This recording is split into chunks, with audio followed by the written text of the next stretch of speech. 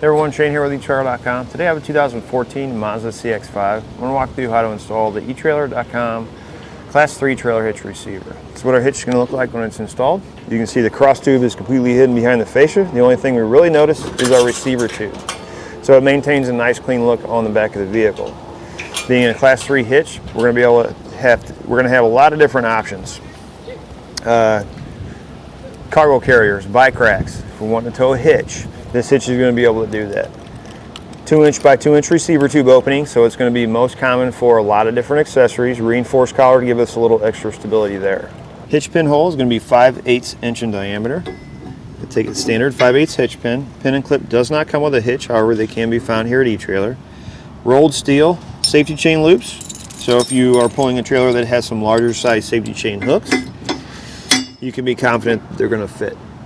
Now I'm going to give you some weight capacities and measurements to help you when deciding on any of those hitch mount accessories. Again, like your bike racks, cargo carriers, and ball mounts. From the center of the hitch pin hole to the outermost part of our fascia, we're looking at about 3.5 inches. The number's important for any of your hitch mount accessories like your bike racks and cargo carriers. They're going to fold up against the vehicle. You're going to make sure they're not going to make contact. From the ground to the top innermost part of the receiver tube, we're looking at about 11.5 inches. Most of your standard trailer heights are going to be much higher than that. So if you're going to put a ball mount on here and pull a trailer, you want to make sure you put it in the rise position. As far as our weight capacities go, we're going to have a 600-pound max tongue weight, which is a downward pressure on the inside of the receiver tube. So whether you're loading the cargo carrier, bike racks, or even the trailer tongue, you want to make sure we're not exceeding that. Trailer towing capacity, which is how much the hitch can pull, is going to be 4,000 pounds. It's going to be the trailer plus the load included. I always recommend checking the owner's manual of the Mazda. Make sure the vehicle can handle that amount of weight. You want to go with the lowest number between the vehicle and the hitch. Now that we've gone over some of the features, let's walk through how to get it installed. Starter installation. If you have a plastic panel underneath here, you're going to have to remove it. We obviously don't, so we're going to move on to the next step. We're going to be lowering our exhaust. We're going to have a hanger here, here, and then two just on the back side. We're going to take a strap. You can hang it really from anywhere. I like to go from the springs because they're easy. We're going to go underneath our pipe here.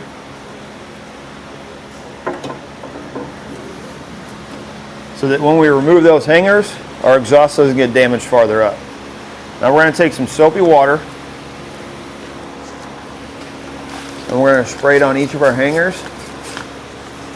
If you have a spray lubricant, you can use that as well. And then we'll just take a pry bar and we'll pry that off there.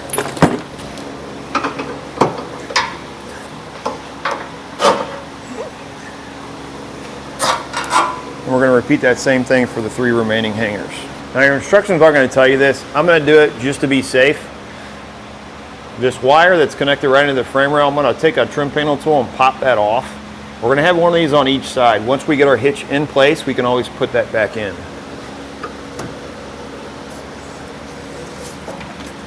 That'll just ensure that we have enough room to get our hitch up in there.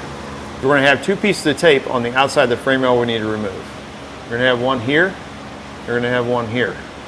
We're going to cut out the center. Most likely this most forward one is going to be a weld nut. We'll be able to determine that once we get it out. You'll notice this rubber piece here. It's just some seam sealant. We're probably going to have to scrape that flat in order for our hitch to sit flat against the frame rail. So we'll go ahead and scrape that off first, and then we'll come back and we'll remove the tape from each of the holes. You can use a flathead screwdriver, anything you got really. If you have a razor blade, that works as well.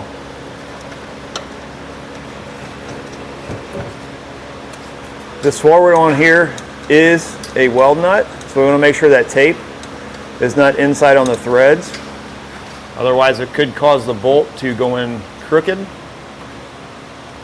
and cause it to strip either the weld nut or the bolt out. So to make sure you clean that tape off there. This one, I'm pretty confident this one is just a hole, does not have a weld nut in it. Go ahead and get this cleared out as well. Then you're going to repeat that process on the other side of the vehicle. This rear hole We're going to take a pull wire, spring in, we're going to go through this hole and come out of this one.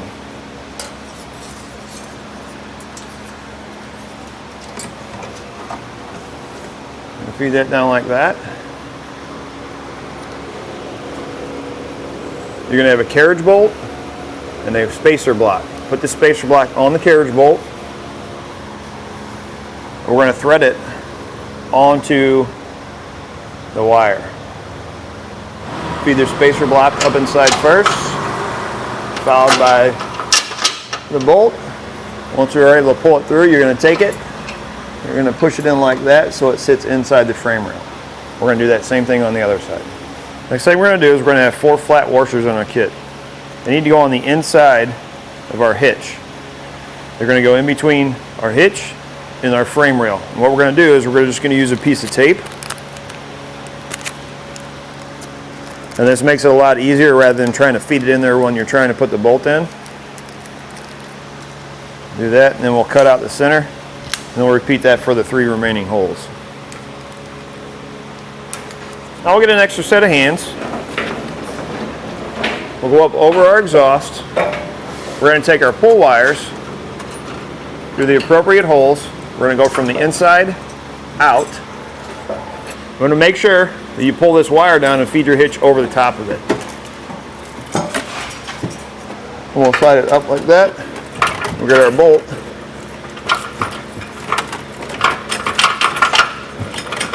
Pull through.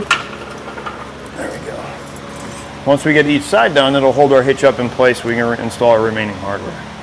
So for our very front hole that has a weld nut, we're going to have a carriage from the hex bolt, conical tooth washer. You're going to make sure the teeth are facing towards the hitch. Slide that through and get it threaded into place.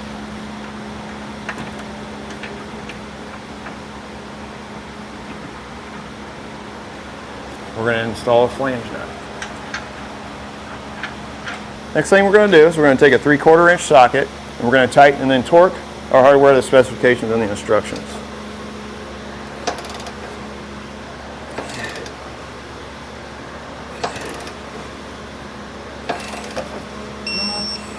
This back hanger on each side, how close it is to the hitch. What we're going to do is we're going to remove it off of this post here, and we're going to slide it on this one before we put our exhaust back up into place. It's going to be much easier to do it like this, and then we can rotate it down when we go to put our exhaust up and get it on that bottom one.